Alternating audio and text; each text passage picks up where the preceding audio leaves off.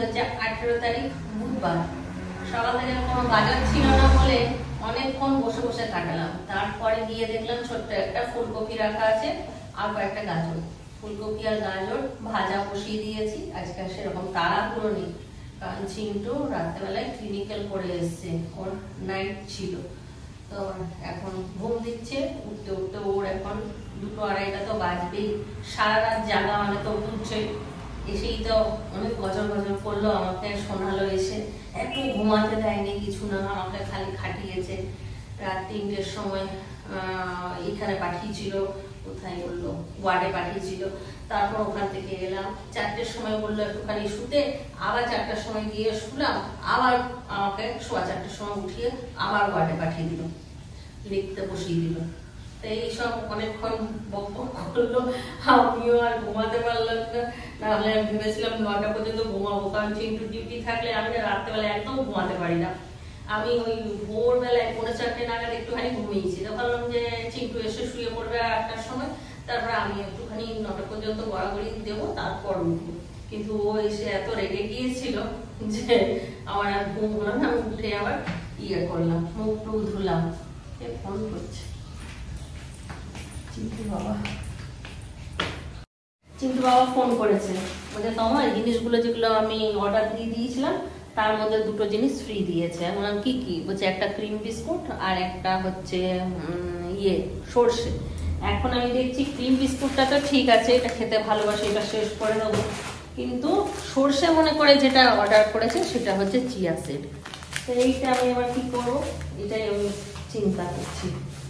ওইটাই বলার জন্য আমাকে ফোন করেছিল। সকাল থেকে বললাম বাজার ছিল না, ওই জন্য চিন্টু বাবুকে ফোন করেছিলাম। এগুলো অর্ডার দিয়ে দিল, ভেন্ডি, আলু, পালং শাক, ডিমটা তো চিন্টু রোজ লাগে, ওই জন্য ডিমটা বড় প্যাকেটটা আনা করে দিয়েছে। আর একটা লাউ, কুমড়ো, চিকেন। আর চিন্টু এখন ওই যে আমলা খাচ্ছে জুসের সঙ্গে, তবে কাল না পরশু দিনকে গাজর শশা শেষ হয়ে গেছিল, তো আনা করেছি, কিন্তু আমলাটা আনা হয়নি। আমলাটা আজকে বললাম, সেদিন 2টো ছিল বলে আনতে মানা করলাম। আমার শেষ করি তারপর তুমি বলে দিই। আজকে আমলা আনা করালাম, বিট আর শশা আছে। তবে আজকে চিকেনটা লাগবে না, আজকে একটুখানি চিকেন আছে, সেটা চিন্টুর হয়ে যাবে। একটা নিভিয়া আনা করালাম, নিভিয়াটাও শেষ হয়ে গেছিলো। চিকেনটা বসিয়ে দিয়ে এলাম, ভাজাটা তুললাম চিন্টুর বাবার সঙ্গে কথা বলতে বলতে। তারপর চিন্টুর জন্য চিকেনটা বসালাম।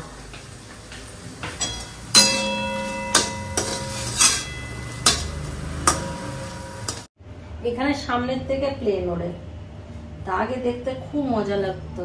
প্লেন গেলেই না হয় কল করে চিন্টুর বাবাকে দেখাতাম, না হয় ভিডিও করে রাখতাম। আর এখন প্লেন উঠলেই ভয় লাগে, মনে হয় যদি এখন ছাদে পড়ে তাহলে কি হবে, এইটাই চিন্তা করি। শুধু ওটা, প্লেনে চাপতেও এখন ভয় লাগছে। ঘটনাটা হওয়ার পর থেকে এমন হচ্ছে না, আমাদের সারাদিন ওইসব ভিডিও গুলোই দেখতে থাকি। আর আমি এইসব একটুখানি ভীতুই আছি, আমি না খুব উল্টাপাল্টা চিন্তা করি। একটু গাড়ি নিয়ে যাই, আমার সবসময় টেনশন। প্রত্যেকদিন সকালবেলায় আমার একটাই কাজ, ওকে ফোন করি, ফোন করে বললাম আমার দিব্যি রইল, একদম হেলমেট পরে কিন্তু বেরোবি, হেলমেট ছাড়া বেরোবি না। আমার দিব্যি রয়েছে, কিন্তু একদম না শুনলে কিন্তু বিপদ হয়ে যাবে আমার, ওই ভয়ে হেলমেট পরে বেরোই। জানি না পরে বেরোই কিনা, তবে আমাকে বলে যে ঠিক আছে হেলমেট পরেই বেরোবো।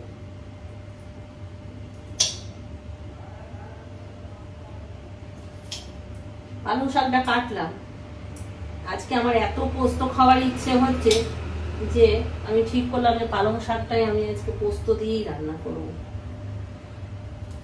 চিকেনটাও হয়ে গেছে, ভাত হয়ে গেছে, ডালটা সেদ্ধ করতে দেব।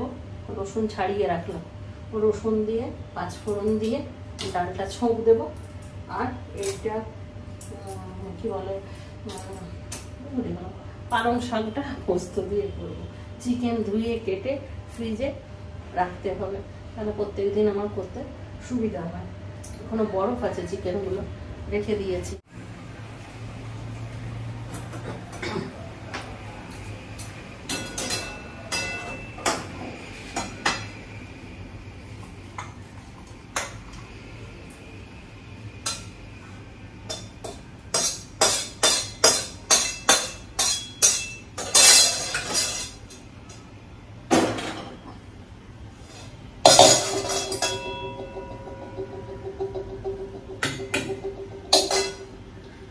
চিন্টু কালকে সেই খেয়ে গেছে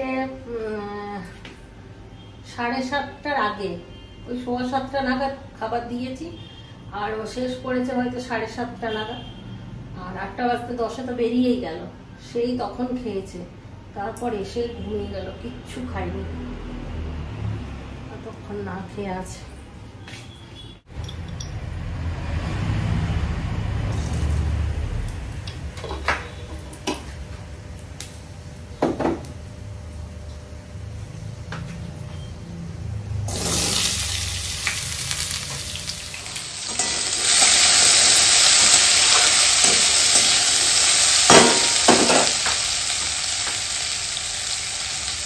আলুটা একটুখানি ভেজে নিলাম, এবারে পালং শাক দিয়ে দিচ্ছি। যেমন কুমড়া শাক পোস্ত করে ওইভাবেই পালং শাক পোস্ত করছি। একদিন চিন্টু বাবা করেছিল পালং শাক পোস্ত, মেয়েটাকে তো আমার খুব সুন্দর হয়েছে খেতে। তাই আমারও মন হলো আজকে একটুখানি পালং শাক পোস্তই করি।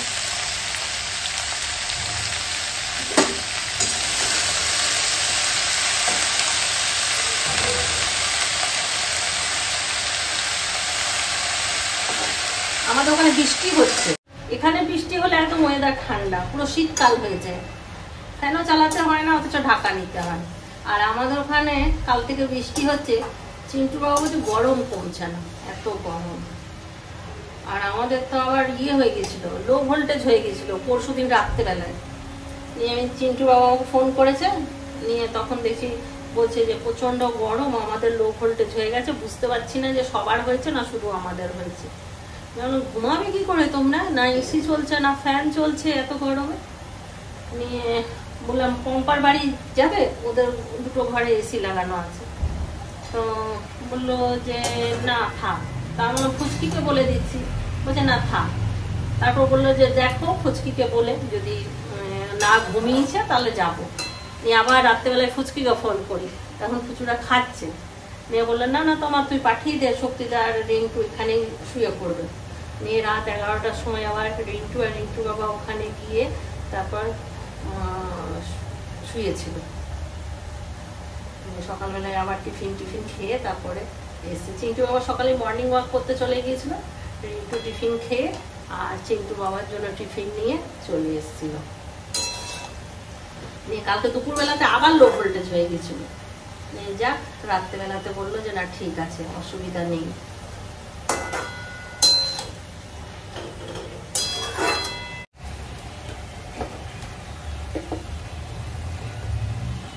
নুন দিয়ে দিই, না আলুগুলো সেদ্ধ হবে না। আর দেবো একটুখানি মিষ্টি, শাকে একটু মিষ্টি না দিলে ভালো লাগে না।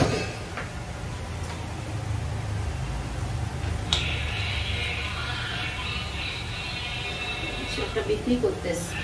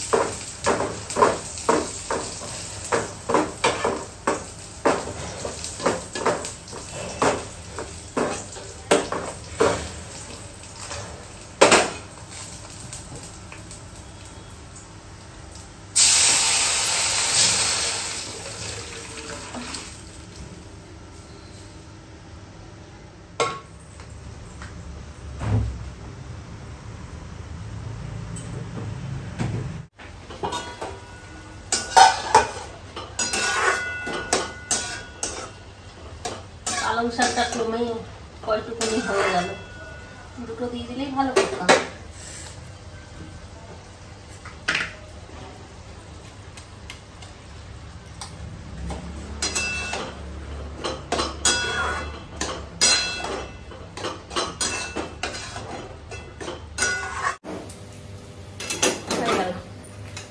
পোস্ত রেডি।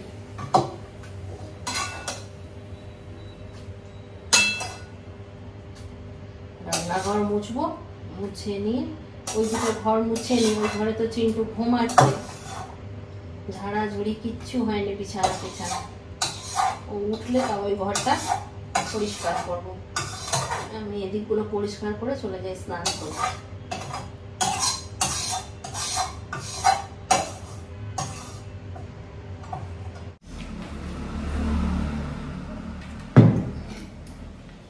এই হলো পালং শাক পোস্ত, চিন্টুর জন্য চিকেন, ফুলকপি গাজর ভাজা, মসুর ডাল আর ভাত, আর সাথে আচার।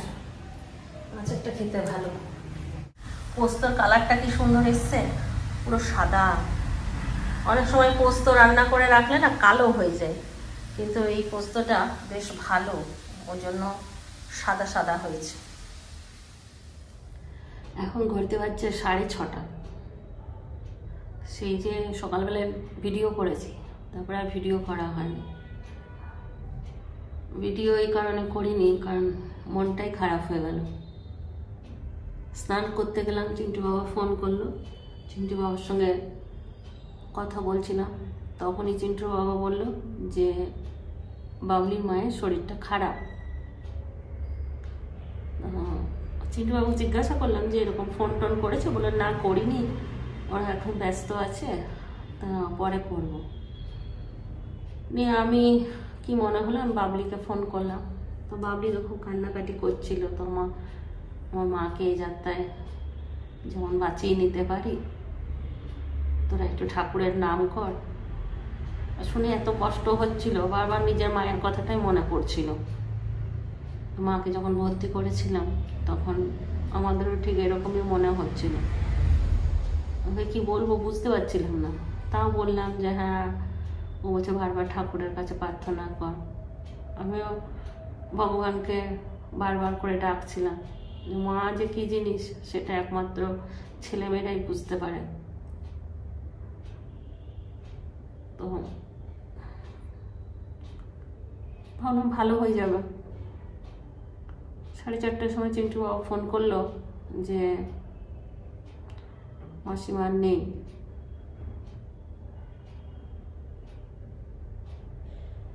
তারপর থেকে কালে উল্টাপাল্টা চিন্তা হচ্ছে, মনটা খারাপ লাগছে। আর এত দূরে আছি যে ওর কাছে গিয়ে যে দাঁড়াবো তারও উপায় নেই। আমার বাবা মারা গেছে, দাদা মারা গেছে, মা মারা গেছে, সবসময় আমার পাশে ছিল। কিন্তু আজকে ওর একটা এত বড় দিনে আমি অতটা দূরে যে যেতেও পারছি না। চিন্টু বাবা গেল, পিঙ্কুদাও গেছে, পাপাই পম্পার কাছে আছে শুনলাম। মনটা খারাপ হয়ে গেল, ভিডিও কি করব। এই কয়েকদিন আগে আমরা সবাই মিলে গেলাম বিয়ে দেওঘর। মাসিমাই প্রথম আমাদের সঙ্গে ঘুরতে গেল, কোথাও পায়ে লাগলো। ওটা নিয়ে আমার খারাপ লাগছিল যে পায়ে লেগে গেল বেচারা, ওটা নিয়ে অনেকদিন ভুগলো। শক্তপোক্ত একটা মানুষ হঠাৎ করে কেমন যে হয়ে যায়, খারাপ লাগে। আর বাবলিরও বাবা তো নেই, ওর মাকে নিয়েই ছিল সমস্ত দুনিয়া। মাকে খুব ভালোবাসতো, ও যে কি করে থাকবে কে জানে। খারাপ লাগছে। আমি ভেবেছিলাম যে বিকেলবেলায় ওই জিলেপি বানাবো, ওই জন্য একটু ডাল আর চাল একটুখানি ভিজিয়ে রেখেছিলাম যে বিকেলবেলায় জিলেপি বানাবো। ওই সোহেবরা এসেছিলো, মিষ্টির রসগুলো ছিল অনেকটা, ওটা দিয়ে ভাবলাম বানাবো।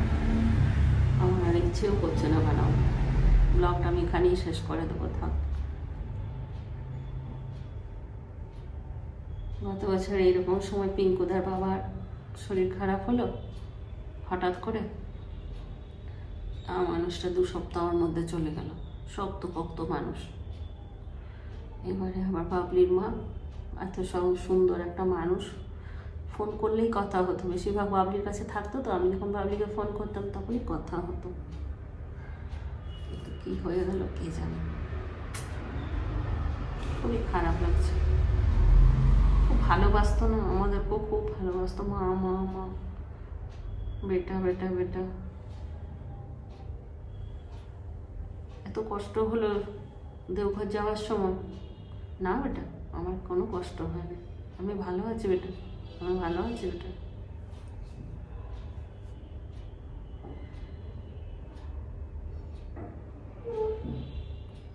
তো মুখ মিষ্টি, এত চুপচাপ, কোনো ঝামেলা নাই, কিছু না।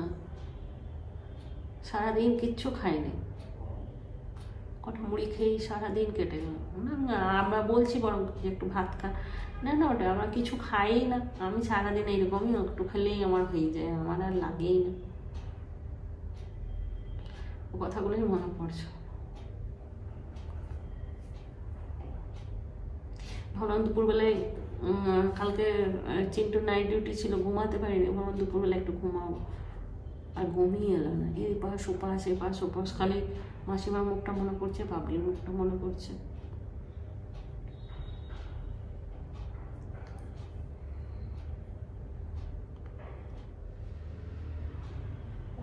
ফোন করারও বাবলিকে সাহস হচ্ছে না। কি সান্ত্বনা দেব? আমরা বলতেই পারবো, যার সঙ্গে যখন ঘটনা ঘটে না, তার উপর দিয়ে যে কি যায় সেটা শুধু তারাই জানে। সান্ত্বনা দেওয়ার মতন কোনো ভাষাই নেই।